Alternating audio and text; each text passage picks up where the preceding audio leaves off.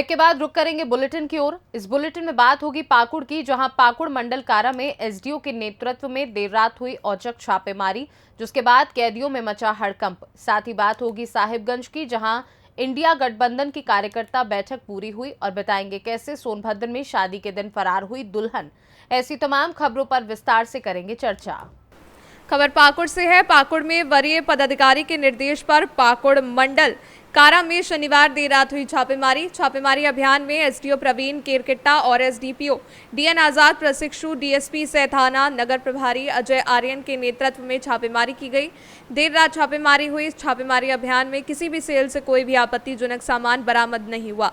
भले ही कुछ ना मिला हो, लेकिन इस औचक छापेमारी से जेल में कुछ देर के लिए भगदड़ का माहौल बन गया। वहीं मौके पर पाकुड़ जिले के सभी थाना के थाना प्रभारी सहित भारी संख्या में महिला और पुरुष बल के जवान मौजूद थे। वहीं बता दें कि इस दौरान कोई भी आपत्तिजनक सामान नहीं मिला। कारा का निरीक्षण रैंडम चेक किया जाता है, उसी कड़ी में आज औचक निरीक्षण किया गया कि कहीं कोई आपत्तिजनक कोई वस्तु तो नहीं है, और यहाँ चेक के दौरान कहीं से भी कोई आपत्तिजनक वस्तु नहीं प्राप्त हुई। पाकुड़ से सी न्यूज संवाददाता पंकज भगत की रिपोर्ट।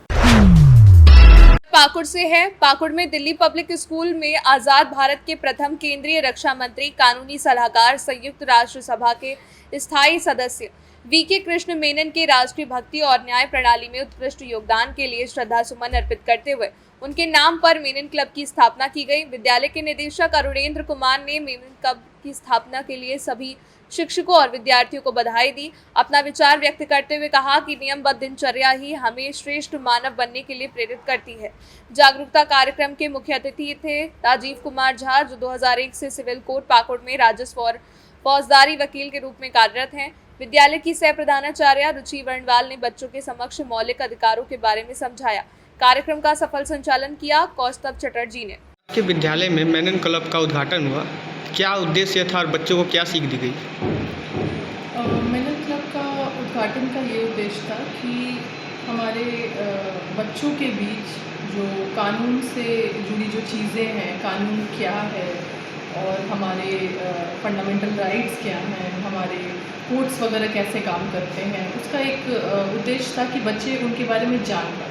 जो कानून से जुड़ी हुई चीज़ें हैं, जो हमारे डे टू डे लाइफ में जो रोज़ यूज़ होती हैं, जिनको बच्चे बिल्कुल नहीं जानते, उसका हमारा ये उद्देश्य था कि उसके बारे में बच्चों को थोड़ी जानकारी देने का हमारा एक प्रयास किया गया था इस क्लब के द्वारा, जिनमें बच्चे उसको जुडिशरी को एज ए करियर भी अपने ऑप्शन को सोच पाए।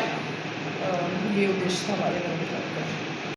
पाकुड़ से सी न्यूज संवाददाता पंकज भगत की रिपोर्ट। पलामू जिले के पांडु प्रखंड अंतर्गत मुसी खाप की मुख्य सड़क इन दिनों विकास की पोल खोलती नजर आ रही है। गांव की सड़क का हाल बदहाल है। इलाकों में विकास के दावों की हकीकत बयां करती नजर आ रही है। सड़कों की दुर्दशा बताते चले कि मुख्य पथ नावा बाजार से सोहदाग, खुर्द, सूढ़महुआ, जमारी होते हुए मुसी खाप तक 17 किलोमीटर सड़क निर्माण का शिलान्यास किया गया था। लोगों में उम्मीद जगी थी कि अब सड़कें बन जाने से आवागमन में परेशानी नहीं होगी, पर लोगों द्वारा देखा गया सपना सपना ही रह गया, अब तक हकीकत में नहीं बदल सका। हालांकि इस सड़क का जब से शिलान्यास हुआ है, तब से आज तक सिर्फ चर्चा रही है कि बहुत जल्द सड़क में काम लगेगा, पर अब तक काम नहीं शुरू हुआ है। बाजार तक 17 मिनट सड़क का शिलान्यास आज से 8 महीना पूर्व सांसद महोदय ने किया था, लेकिन 8 महीना बीत जाने के बाद भी सड़क पर कोई भी काम नहीं हुआ। सड़क की स्थिति जर्जर है। लगता है कि हम लोगों को बेवकूफ़ बनाकर वोट लेने के लिए ये व्यवस्था बनाई गई थी, और इस तरह की अगर क्रियाकलाप सांसद या विधायक महोदय की रहेगी तो हम लोग बहिष्कार करने के लिए वोट का बाध्य हो जाएंगे। धन्यवाद। से नावा तक जो रोड पास हुआ है 17 किलोमीटर, जो कि 8 महीना पूर्व शिलान्यास हुआ है, जो कि मेरे वर्तमान सांसद विडी राम विधायक पुत्र ईश्वर सागर चंद्रवंशी ने जाके नावा में शिलान्यास किए हैं। हमको तो इसे लगता है कि खाली सिर्फ ही मुद्दा छलावा था वोट के लिए। अभी तक एक टोकरी भी माटी रोड में नहीं बिगाया है, जो कि मुसी खाप के आदमी कई बार गिर के एक्सीडेंट डालटेंगे रांची, अभी भी रांची में हमारे हॉस्पिटल में हमारा जनता है। बहुत हम इसमें दुखित है। सिर्फ मोदी के नाम पर विडी राम हो, चाहे ईश्वर सागर चंद्रवंशी जी हो, चाहे थी झंडा लेके घूम रहे हैं बीजेपी के नाम पर, इन लोग 1 रुपया काम नहीं है, बिल्कुल जीरो इन लोग है। अब कहूँ नहीं, खाली आल जाल करते हैं, कोई काम इनको साफा सुथरा नहीं है। खाली पूर्व 8 महीना पहले इन लोग शिलान्यास, हमको लगता है कि 420 ही कर खाली शिलान्यास किए थे, कहो कुछ नहीं है, एक टोकरी माटी रोड नहीं बिगाया है। पलामू से सी न्यूज संवाददाता मिथिलेश विश्वकर्मा की रिपोर्ट। खबर साहिबगंज से है। यहाँ राजमहल लोकसभा से विजय हांसदा को झारखंड मुक्ति मोर्चा पार्टी की तरफ से चुनाव लड़ने के लिए तीसरी बार पार्टी ने टिकट दिया है। 2 बार तो इन्होंने जीत हासिल की। विजय हांसदा के निवास स्थान बरहरवा में इंडिया गठबंधन के तहत सभी दलों के साथ कार्यकर्ताओं की बैठक की गई, जहां मुख्य अतिथि के रूप में ग्रामीण विकास मंत्री आलमगीर आलम मौजूद थे। वहीं उन्होंने सभा को संबोधित करते हुए कहा कि केंद्र में मोदी सरकार को उखाड़ फेंकने का प्रण करा हूं। किसी भी हाल में विजय हांसदा को जिताकर दिल्ली भेजना चाहता हूं ताकि हमारे राहुल गांधी प्रधानमंत्री बने। हजारों की संख्या में पार्टी के कार्यकर्ता इस दौरान मौजूद थे। पार्टी बोली उसको सिर्फ 27% की उसके पास वोट थे।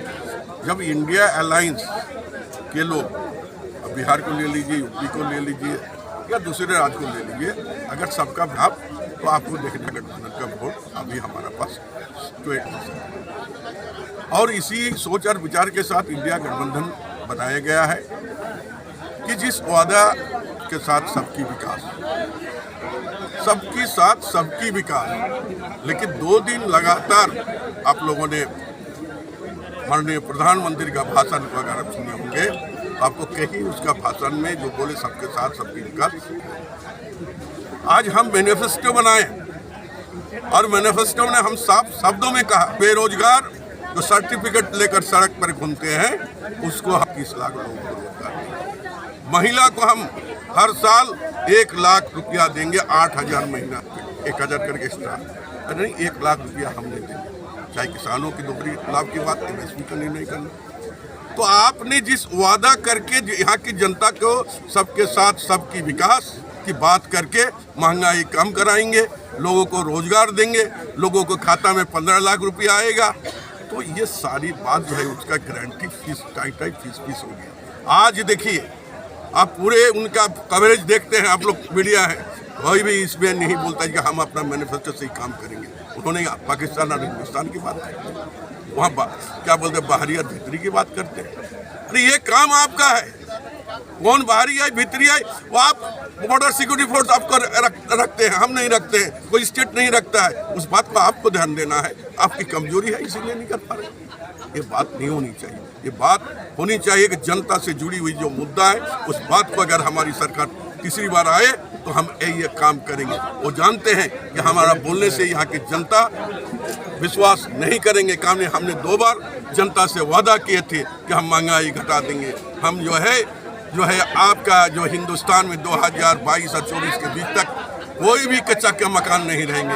लेकिन ये बात आपको कहना चाहते हैं कि 2022 से लगातार प्रधानमंत्री आवास हमें नहीं दिया, तब हेमंत जी के नेतृत्व में ये बात तय हुई कि हम लोग 3 कमरा का मकान देंगे। ये तो है भारतीय जनता पार्टी, इसी को लेकर जाएंगे। जो वो बोलते हैं वो करते नहीं है, और हम जो बोलते हैं वो हम करते हैं। हम सिक्योरिटी बिल किसने लाया, क्या नाम लेते हैं आप, क्यों बोलते हैं हम फ्री खिलाते हैं? फिर सिक्योरिटी बिल यूपीए गठबंधन लाई थी, क्या बोलते हैं?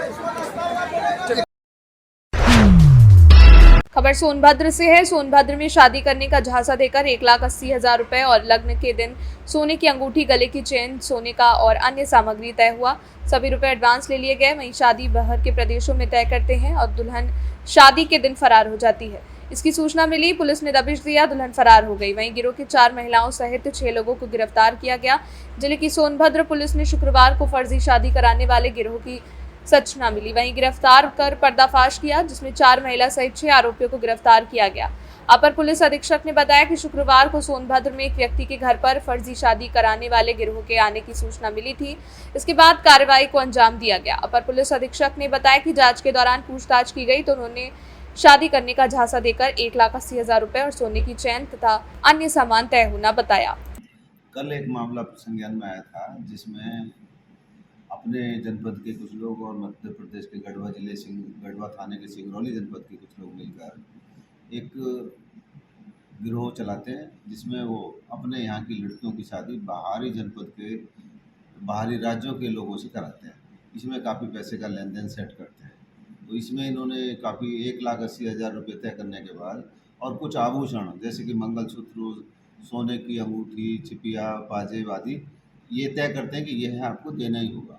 तो इस प्रकरण में भी इन्होंने ऐसा ही किया, और जब सब कुछ होने के बाद विदाई के समय आई तो फिर वो जो दुल्हन थी वो वहाँ से फरार हो गई मौके से। जब इतना कुछ होने के बाद फिर इनसे और भी पैसे की मांग की गई कि यदि आपने इसकी कहीं शिकायत की तो आपके खिलाफ भी कार्रवाई की जाएगी, क्योंकि आप भी इलीगल शादी कर रहे हैं। तो इस सूचना पर रॉबर्ट्सगंज पुलिस द्वारा कार्रवाई करते हुए मुकदमा लिखा गया। मुकदमा में 6 लोग गिरफ्तार किए गए हैं। अभी दुल्हन फरार है, उसके लिए टीम भेजी गई। तो सर अब तक ये लोग कितनी शादियां करा चुके हैं जिले में? इस संबंध में एक मुकदमा पहले भी लिखा जा चुका है और 2 मुकदमे हमारे पास हो गए। इनमें गैंग भी बनेगा और गैंग चार्ट भी बनेगा। तो जो सर पकड़े गए अभी आरोपी हैं, इनका कुछ पुराना इतिहास भी है? पुराना इतिहास भी है, ये यही कार्य करते हैं।